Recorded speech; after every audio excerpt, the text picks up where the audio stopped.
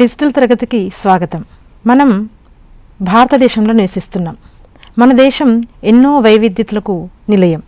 వివిధ రకాల సంప్రదాయాలు, సంస్కృతులు కలిగినటువంటి దేశం మనది. మన దేశంలో ఉన్నటువంటి గొప్పతనాన్ని తెలిపే ఈ వీడియోని చూడండి.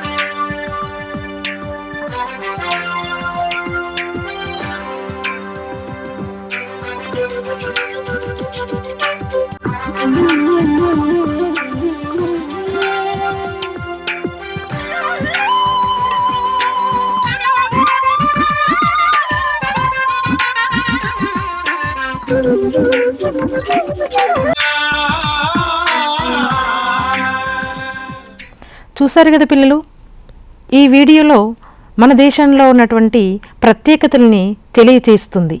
మనం అనేక రకాల సంస్కృతి సాంప్రదాయాలు, విభిన్నమైనటువంటి నృత్య రీతులు, దేశం యొక్క గొప్పతనాన్ని తెలిపే అనేక అంశాలతో కూడుకున్నటువంటిది. మరి మన భారతదేశంలో ఇవన్నీ ఉన్నాయి కాబట్టి భారతదేశం గురించి మనం ఇప్పుడు చదువుకుందాం. అలాగే మన దేశంలో ఇంకా ఎన్నో రకాలైన ప్రత్యేకతలు ఉన్నాయి. వాటి గురించి మనం ముందు పాఠాల్లో తెలుసుకుందాం. ఇప్పుడు మన దేశం యొక్క ప్రాముఖ్యతని, దాని యొక్క ఉనికి, విస్తరణ, భౌగోళిక స్వరూపాలను గురించినటువంటి విషయాల్ని మనం ఈరోజు తరగతి గదిలో చర్చించుకుందాం. చూడండి ఇప్పుడు ఈ పటాన్ని. భారతదేశం ఉత్తరార్ధగోళంలో అనగా భూమధ్య రేఖకు ఉత్తరం వైపున మరియు గ్రీనిచ్ రేఖకి తూర్పు వైపున విస్తరించి ఉంది. ఇది ఆసియా ఖండంలో దక్షిణ భాగంలో ఉంది. ఇప్పుడు చూడండి భారతదేశం యొక్క ఉనికి ప్రపంచపటంలో ఎక్కడుందో గుర్తించండి. ఇది భారతదేశం ఆసియా ఖండంలో దక్షిణ భాగంలో భారతదేశం విస్తరించి ఉంది. భారతదేశం యొక్క ఉనికి విస్తరణలు భారతదేశం 8.4 డిగ్రీల ఉత్తర అక్షాంశం నుండి 37.6 డిగ్రీల ఉత్తర అక్షాంశాల వరకు మరియు 68.7 డిగ్రీల తూర్పు రేఖాంశాల నుండి 97.25 డిగ్రీల తూర్పు రేఖాంశాల మధ్య విస్తరించి ఉంది. ఇప్పుడు ఈ పటాన్ని చూడండి. భారతదేశము తూర్పు రేఖాంశాలు ఉత్తర అక్షాంశాల మధ్యనటువంటి ప్రాంతంలో విస్తరించి ఉంది. భారతదేశం మధ్య గుండా 82.5 డిగ్రీల ప్రామాణిక రేఖాంశం కూడా పయనిస్తూ ఉంది. అలాగే కర్కట రేఖ భారతదేశం మధ్య గుండా పోతోంది. ఈ పటాన్ని గమనించినట్లయితే భారతదేశం యొక్క పూర్తి ఉనికి విస్తరణ మనకి అవగతమవుతోంది. భారతదేశం యొక్క భూగర్భ నేపథ్యాన్ని గురించి ఇప్పుడు చూద్దాం. భారతదేశ ద్వీపకల్పం గోండ్వానా భూభాగంలోనిది. ఈ ద్వీపకల్ప ఫలకం యురేషియా ఫలకంతో ఢీకొనడం వల్ల హిమాలయాలు ఏర్పడ్డాయి. ఇవి ఏ విధంగా ఏర్పడ్డాయో ఈ వీడియో ద్వారా మనము తెలుసుకుందాం.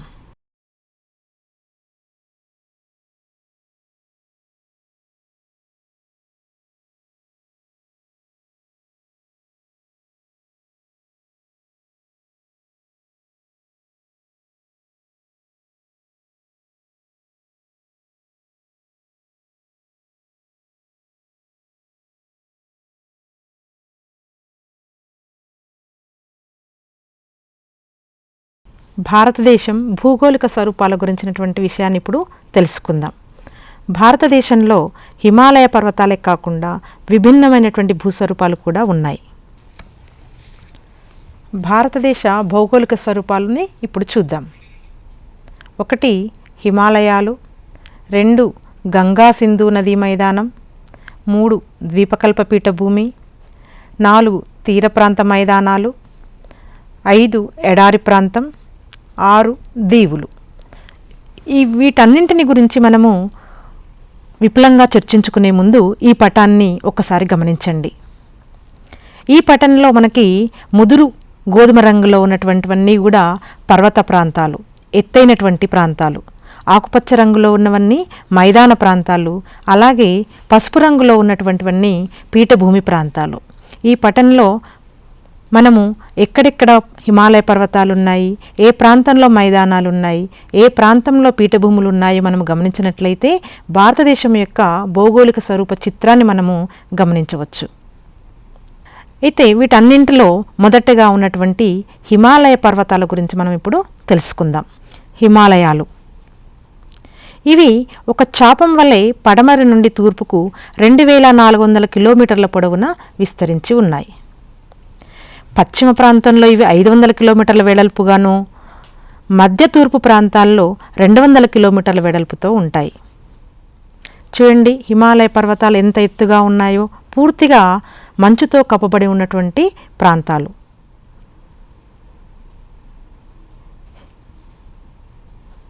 హిమాలయాలు 3 శ్రేణులుగా మనం విభజించుకోవచ్చు. అవి 1 ఉన్నత హిమాలయాలు లేదా హిమాద్రి, 2 నిమ్న హిమాలయాలు, 3 శివాలిక్ శ్రేణి. వీటిలో ఒక్కొక్క దాని గురించి మనం ఇప్పుడు చూద్దాం. ఇప్పుడు వీటిలో ఒక్కొక్క దాని గురించి మనం చూసినట్లయితే మొదటిది ఉన్నత హిమాలయాలు లేదా హిమాద్రి. ఈ శ్రేణి మంచుతో కప్పి ఉంటుంది. సముద్ర మట్టం నుండి 6100 మీటర్ల ఎత్తులో ఉంటుంది. ఇక్కడ హిమానీ నదాలు కనపడతాయి. హిమానీ నదాలు కరగడం ద్వారా జీవనదులకు నీరు అందిస్తాయి. ఇవి హిమానీ నదాలచే కప్పబడి ఉన్నటువంటి హిమాలయ పర్వతాలు. హిమాద్రి లేదా ఉన్నత హిమాలయాలు అని అంటాం వీటిని. ఇక రెండవది నిమ్న హిమాలయాలు. హిమాద్రికి దక్షిణంగా ఉంటాయి, అంటే రెండవ ఎత్తైనటువంటి పర్వతాలు నిమ్న హిమాలయాలు. ఎగుడు దిగుడులతో ఉంటాయి. ఎత్తు 3700 నుండి 4500 మీటర్ల మధ్యలో ఉంటుంది. వీటిలో పీర్ పంజల్, మహాభారత పర్వత శ్రేణులు ముఖ్యమైనటువంటివి. ఇవి నిమ్న హిమాలయాలు. దాదాపుగా మేఘాలు ఈ ప్రాంతంలోనే ఏర్పడుతూ ఉంటాయి. ఇప్పుడు నిమ్న హిమాలయాల గురించి చూద్దాం. ఈ నిమ్న హిమాలయాల యొక్క ప్రాముఖ్యతని గమనించినట్లయితే కాశ్మీర్ హిమాలయాల్లో కాంగ్రా, కులు లోయలు ఉన్నాయి.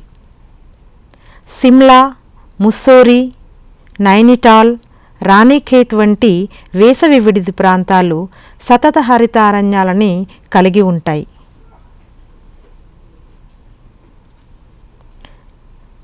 చూడండి చిత్రాలని. కాశ్మీర్ లోయ, అలాగే సిమ్లా హిమాచల్ ప్రదేశ్లో ఉంటుంది.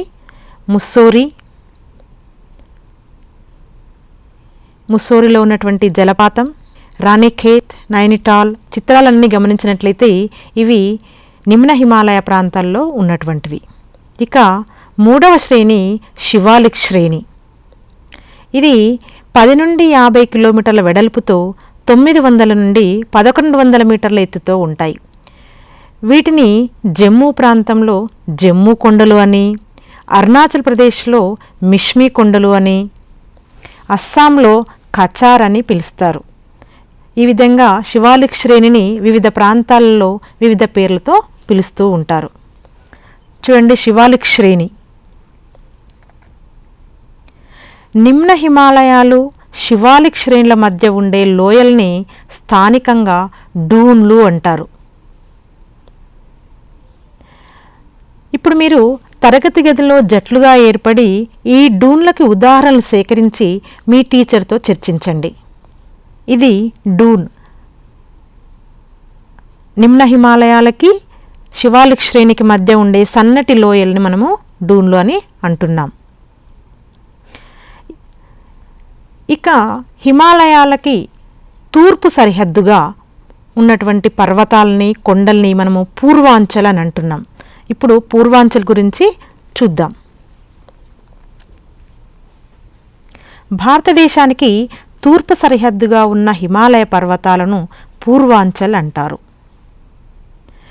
ప్రాంతీయంగా వీటిని పాట్కాయ్ కొండలు, నాగా కొండలు, మణిపురి కొండలు, ఖాసీ కొండలు, మిజో కొండలని కూడా వివిధ రకాల పేర్లతో పిలుస్తూ ఉంటారు. ఈ పటంలో చూడండి, భారతదేశంలో పూర్వాంచల్ పర్వతాలు ఎక్కడున్నాయో ఒకసారి చూద్దాం.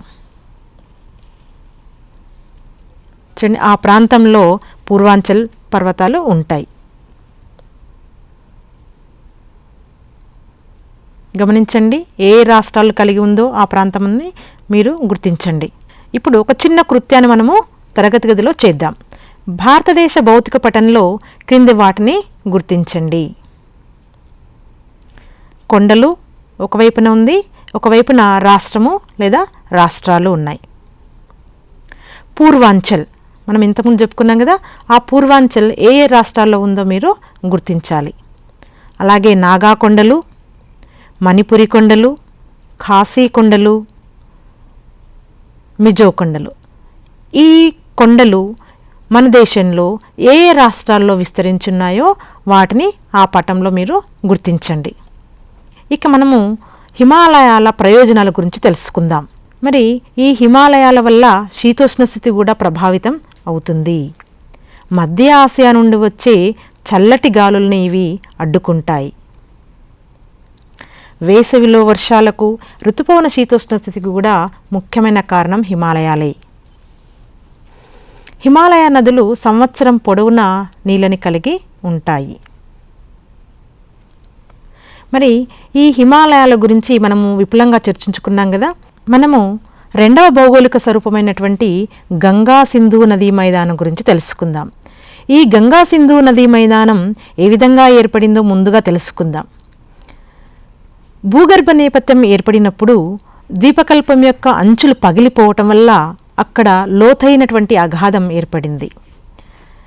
హిమాలయ నదులు, ద్వీపకల్ప నదులు తీసుకువచ్చినటువంటి ఒండ్రుమట్టి మేట వేయడం వల్ల ఈ లోతైన అగాధమంతా కూడా విశాలమైనటువంటి మైదాన ప్రాంతంగా ఏర్పడింది ఉత్తర భారతదేశంలో. ఈ పటంలో మీరు చూడండి, ఇది గంగా సింధు నదీ మైదానం. ఆకుపచ్చ భాగంలో ఉత్తర భాగంలో ఉన్నటువంటి మైదానమంతా కూడా గంగా సింధు నది మైదానం. ఈ గంగా సింధు నది మైదానాన్ని మనం పటంలో గుర్తిద్దాం. ఇప్పుడు గంగా సింధు నది మైదానం గురించి తెలుసుకుందాం. ఇది కూడా హిమాలయ పర్వతాల్లాగానే 3 భాగాలుగా విభజించబడి ఉంది. మొదటిది పశ్చిమ భాగం, రెండవది మధ్య భాగం, మూడవది తూర్పు భాగం. పటంలో ఇప్పుడు మనము ఒక్కొక్క భాగం ఎక్కడెక్కడ ఉందో గుర్తిద్దాం. మొదటగా పశ్చిమ భాగం చూద్దాం. పశ్చిమ భాగం చూడండి, భారతదేశానికి ఏ వైపున ఉందో. ఇక రెండవది మధ్య భాగం, మూడవది తూర్పు భాగం.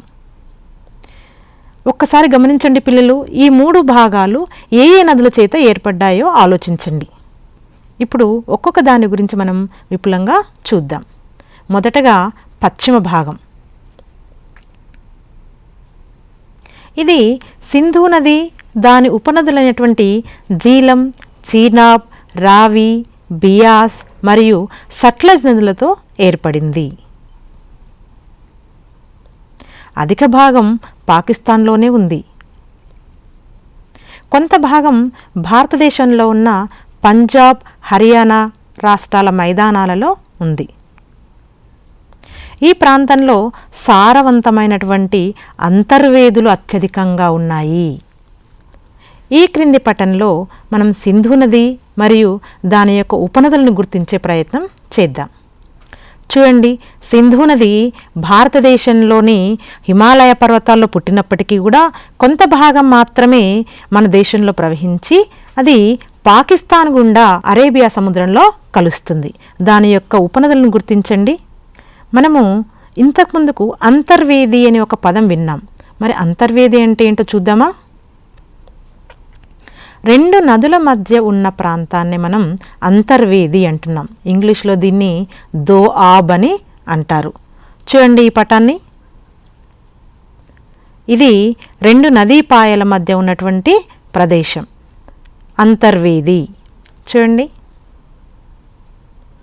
ఇది అంతర్వేది. ఇక రెండవ భాగమైనటువంటి మధ్య భాగం, భారతదేశంలోని గంగా సింధు నదీ మైదానంలో మధ్య భాగాన్ని చూద్దాం. ఇది గంగా మైదానంగా ప్రఖ్యాతి పొందింది. గగ్గర్ నది నుండి తీస్తా నది వరకు విస్తరించి ఉంది. ఈ భాగం ప్రధానంగా ఉత్తరప్రదేశ్, బీహార్ రాష్ట్రాల్లోనూ, కొంత హర్యానా, జార్ఖండ్, పశ్చిమ బెంగాల్ రాష్ట్రంలోనూ విస్తరించి ఉంది. ఇక్కడ గంగా, యమున నదులు, వాటి ఉపనదులైనటువంటి సోన్, కోసీర్ నదులు ప్రవహిస్తాయి. ఇక మూడవ భాగం తూర్పు భాగం.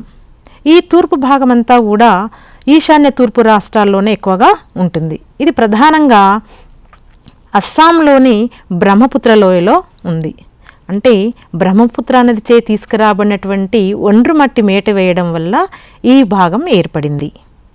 ఇప్పుడు మనం మైదానం గురించి విపులంగా తెలుసుకున్నాం కదా. ఈ మైదాన ప్రాంతంలోనే కొన్ని రకాలైనటువంటి నేలలు ఉంటాయి. దానిలో ముఖ్యమైనటువంటిది బాబర్. హిమాలయ నదులు పైనుండి కిందికి ప్రవహించే క్రమంలో తనతో పాటు చిన్న రాళ్ళు, గులకరాళ్ళ వంటి వాటిని శివాలిక్ పర్వతాల పాదభాగంలో 8 నుండి 16 కిలోమీటర్ల సన్నటి మేఖలగా నిక్షేపణ చేస్తాయి. అంటే నదులు ప్రవహించేటప్పుడు తనతో తీసుకొచ్చినటువంటి చిన్న చిన్న రాళ్ళని అన్నీ కూడా అక్కడ వదిలిపెడతాయన్నమాట. బాగా సచ్ఛిద్రంగా ఉండే ఈ ప్రాంతాన్ని లేదా ఈ భూస్వరూపాన్ని మనం బాబర్ అని అంటున్నాం. చిన్న నదులు, వాగులు దీని కింది నుండి ప్రవహించి క్రింది ప్రాంతంలో మళ్ళీ బయటికి వస్తాయి. అంటే గులకరాళ్ళు, చిన్న చిన్న రాళ్ళలో కిందికి వెళ్ళిపోయినటువంటి నీళ్లు మళ్ళీ కొంత దూరం వచ్చిన తర్వాత మళ్ళీ బయటికి ప్రవహిస్తుంటాయి. కాబట్టి ఇదంతా కూడా సచ్ఛిద్రంగా అంటే ఎప్పుడు కూడా తడిగా ఉంటుంది. ఇది బాబర్ పటాన్ చూడండి, గులకరాలతో నిండి ఉన్నటువంటి ప్రాంతంలో నీళ్ళన్నీ కూడా కిందికి, నది కిందికి వెళ్ళిపోతోంది. అక్కడ ఇంకిపోతాయి నీళ్ళన్నీ కూడా. చిన్న నదులు, వాగులు బాబర్ కింది నుండి ప్రవహించి క్రింది ప్రాంతంలో మళ్ళీ బయటికి ప్రవహిస్తాయి. అంటే మళ్ళీ భూమిలోకి దిగిపోయినటువంటి నీరంతా కూడా మళ్ళీ పైకి వస్తుంది. దీనివల్ల అక్కడ చిత్తడి నేలలు ఏర్పడుతున్నాయి. ఈ చిత్తడి నేలని మనము టెరాయ్ అని అంటాం. ఇది టెరాయ్. చూడండి టెరాయ్ ప్రాంతం, ఇక్కడ చూడండి నీళ్లు బయటికి వచ్చినటువంటి ప్రాంతం. బాబర్ దగ్గర కిందికి దిగి మళ్ళీ టెరాయ్ ప్రాంతంలో నీరు పైకి వస్తుంది. మరి ఈ టెరాయ్ ప్రాంతం యొక్క ప్రాముఖ్యత ఏంటో తెలుసుకుందామా? భారతదేశానికి స్వాతంత్ర్యం రాకముందుకి ఈ టెరాయ్ ప్రాంతం మనకు ఎంతో ప్రాముఖ్యతని కలిగి ఉండేది. భారతదేశం భారతదేశంలాగా విడిపోయిన తర్వాత చాలా ప్రాంతం పాకిస్తాన్ భాగంలో ఉండిపోయింది. మిగిలిన కొద్ది భాగంలో జనాభాకు అవసరమయ్యే వ్యవసాయ భూమి లేకపోవటం వల్ల ఈ ప్రాంతంలో ఉన్నటువంటి అడవులన్నింటినీ నరికేసి ఈ ప్రాంతాన్ని వ్యవసాయ యోగ్యమైన భూమిగా మార్చివేశారు. ఇప్పుడు అక్కడ సారవంతమైన నేలలు విస్తారంగా ఉన్నాయి. చూడండి, ఒకప్పుడు ఉన్నటువంటి వన్యమృగాలు అడవులతో ఉన్న ప్రాంతం ఇప్పుడు వ్యవసాయ భూమిగా మారిపోయింది. పిల్లలు, ఈరోజు మనం భారతదేశం భౌగోళిక స్వరూపాలు అనే పాఠంలో కేవలం 2 అంశాల గురించి మాత్రమే మనం చర్చించుకున్నాం. అవి 1 హిమాలయాలు, 2 గంగా సింధు నదీ మైదానం. ఈరోజు మనం చర్చించుకున్న అంశాలలో కొన్నింటిని ముఖ్యాంశాలుగా మరొకసారి చూద్దాం. ముఖ్యాంశాలు: భారతదేశ ద్వీపకల్పం గోండ్వానా భూభాగంలోనిది. భారతదేశాన్ని 6 ముఖ్యమైన భౌగోళిక స్వరూపాలుగా వర్గీకరించారు. హిమాలయాల్లో 3 సమాంతర శ్రేణులు ఉన్నాయి. భారతదేశ ఉత్తర మైదానం గంగా, సింధు, బ్రహ్మపుత్ర నదుల వల్ల ఏర్పడింది. మీ అభ్యసనాన్ని మెరుగుపరుచుకోండి. అంటే ఈరోజు మనం చదువుకున్నటువంటి అంశాల్లో, నేర్చుకున్న అంశాల్లో కొన్నింటిని మనము అభ్యాసం చేద్దాం. భారతదేశ పటంలో గంగా సింధు మైదాన ప్రాంతాన్ని గుర్తించండి. హిమాలయాల్లోని వేసవి విడిది ప్రాంతాలకి కొన్ని ఉదాహరణలు ఇవ్వండి. టెరాయ్ ప్రాంత ప్రాముఖ్యతని తెలపండి. ప్రియమైన విద్యార్థులు మరియు ఉపాధ్యాయులు, ఈ పాఠానికి సంబంధించి ఈరోజు మనం కొన్ని అంశాలు మాత్రమే చర్చించుకున్నాం. ఇంకా చాలా ముఖ్యమైన అంశాలు ఉన్నాయి. వాటన్నింటినీ కూడా మనం తరగతి గదిలో విపులంగా చర్చించుకుందాం. మరొకసారి మరొక అంశంతో మళ్ళీ కలుద్దాం. నమస్తే.